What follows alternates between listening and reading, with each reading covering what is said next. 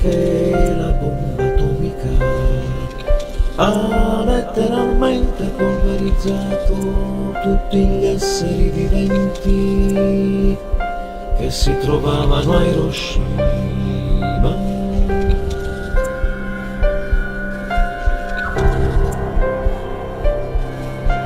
I morti e i feriti sono assolutamente irriconoscibili e le autorità non sono in grado di fornire dati circa il numero approssimativo delle vittime.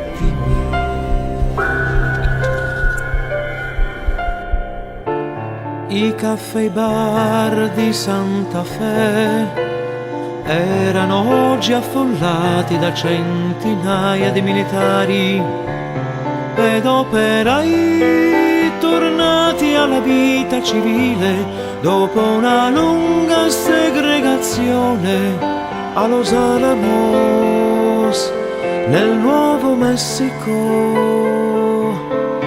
il centro dove è nata la bomba atomica.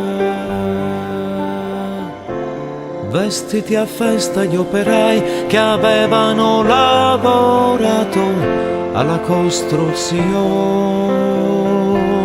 della bomba, brindavano al loro successo.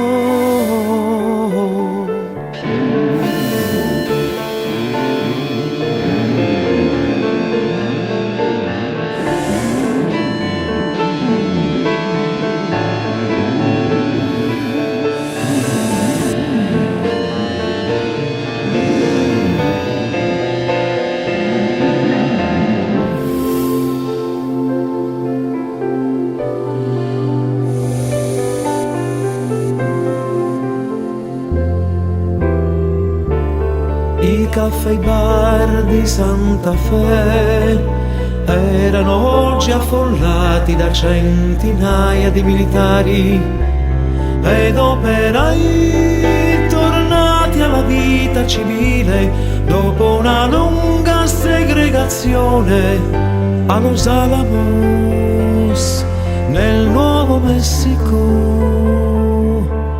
il centro dove è nata la bomba atomica. Vestiti a festa gli operai che avevano lavorato alla costruzione